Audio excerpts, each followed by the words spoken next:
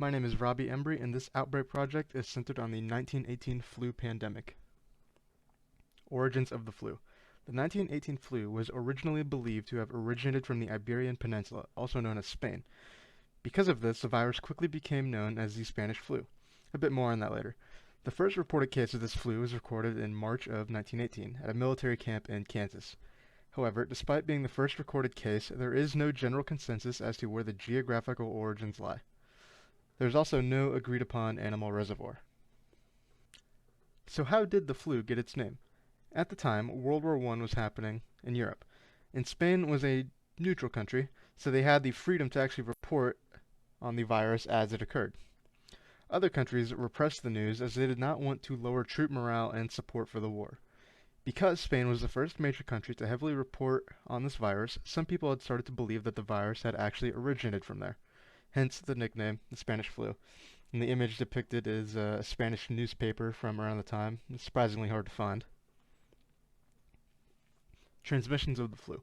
Like previously stated, this happened during the final year of World War I. Because of this, there were mass troop migrations both ways across the Atlantic, to the United States and Europe and wherever else they needed to go, and along other locations along the war front. The war also displaced millions of people, causing them to move all over Europe.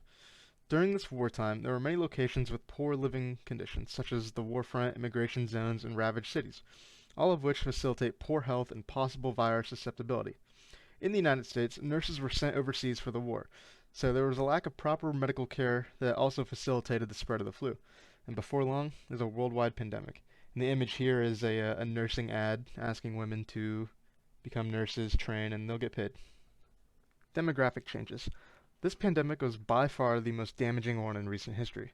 Worldwide, this virus killed at least 20 million people, but some estimates are closer to 50 million. In the United States, 675,000 people died. It's estimated that around 40% of the world was infected at some point.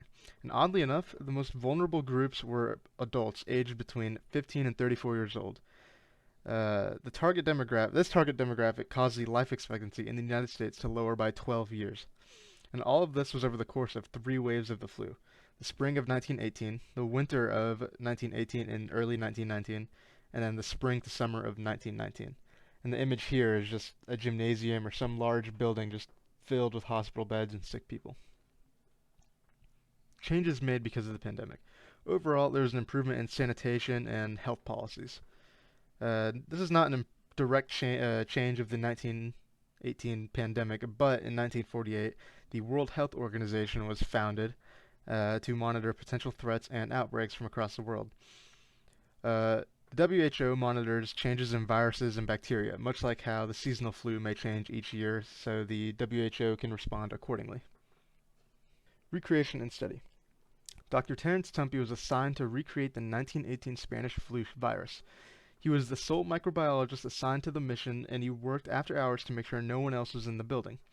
The room he worked in required a retinal scan to let him in, and several PPE precautions were made to work with this BSL-3 virus. He successfully recreated the virus in August of 2005, and he ran several tests on mice and found that the virus did not cause systemic infections to the brain or other bodily functions other than the respiratory system.